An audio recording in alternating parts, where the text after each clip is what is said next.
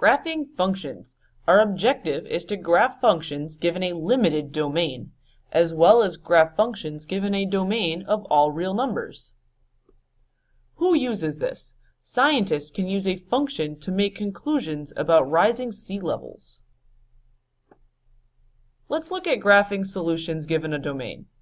Now for the next couple of examples, your domains are given to you. They're very specific. So for example, you have -4, -2, 0, 2. So we're going to solve for y since you're given the values of the domain. So we want to get y by itself. So we're going to start by adding x to both sides, which leaves you with 2y equals x plus 6. And to continue to get y by itself, we're going to divide both sides by 2. Now, recall back, when you're dividing both sides of an equation, you want to make sure that you're dividing what you're supposed to be dividing. So you have a binomial. So when you have that binomial, the 2 is your x is going to be divided by 2 as well as your 6, which leaves you with y equals 1/2 x plus 3.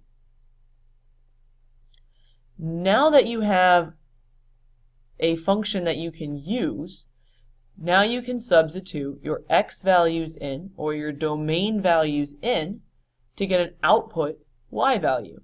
So if we substitute in -4, we get an output of 1. If we substitute in a value of -2, we get an output of 2. 0, so we have 1/2 times 0 plus 3 gives you 3. So your coordinate is 0, 3. And then 1/2 times 2 plus 3 gives you 4, which means your coordinate is 2, 4. Step 3 is just to plot the points. So take the 4 points and plot them in your graph. And that's it. Try this next one on your own.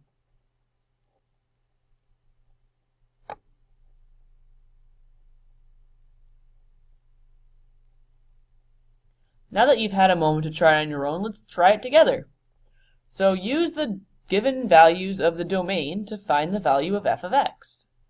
So we're going to substitute in our -1, 0, 1, and 2. Those are the domain values that they gave us. And we're going to get our output values. So you should have had each of these values, giving you these coordinates. Keep in mind, you have absolute value. So the absolute value of a negative, it's just the distance from 0. So your distance is always going to be positive. So when you graph each of the 5 points, you end up with a V-like shape. Alright, so now let's look at graphing functions using a domain of all real numbers.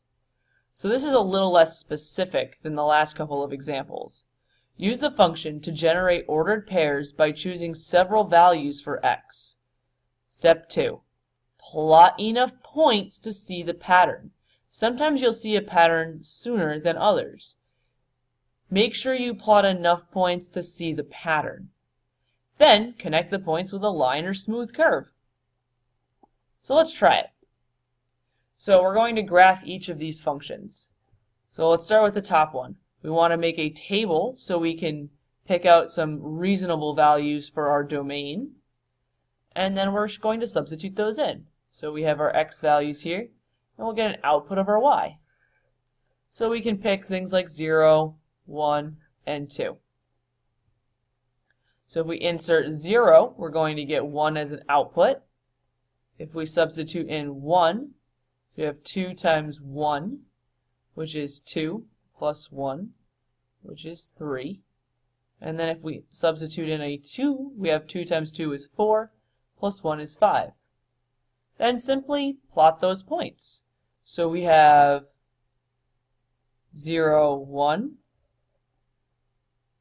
1, 3, and 2, 5.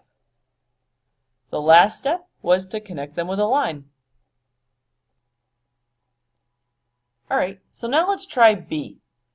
Let's make sure we pick a couple negative values for this one because we're dealing with something that's squared. So we have our x values and our y values, our domain and our range. And now we have, let's go with -2, -1, 0, 1, and 2.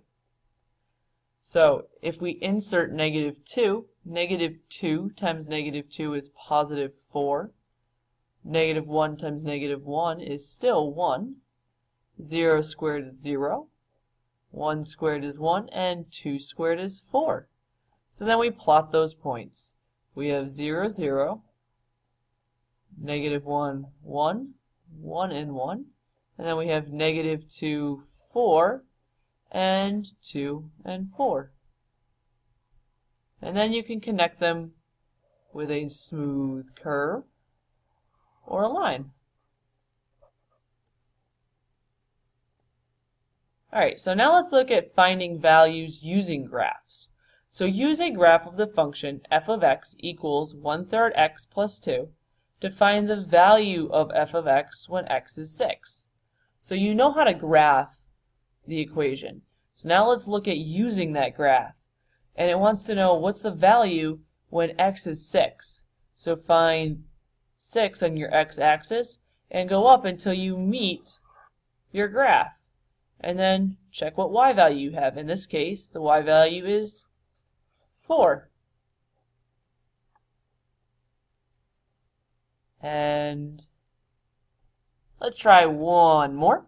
Let's look at a problem-solving application. So the function y equals 2.5x describes how many millimeters sea level y rises in x years. So your sea level is your y-axis and your years or your time is your x values or your x-axis. So we're going to graph the function. Use the graph to estimate how many millimeters sea level will rise in 3.5 years. So let's start by having a few values to choose from. So 0, 1, 2, 3, and 4 as our input values or our years, and then see what comes out. So when we insert 0, we end up with 0. In 1 year, it's risen 2.5 millimeters. In 2 years, it's risen 5. In 3, it's risen 7.5. And in 4 years, it's risen 10. So then we just need to simply plot the 5 points. So 0, 0, 1, and 2.5, and so on and so forth. And then just connect them with a line. Now this is where the question comes in.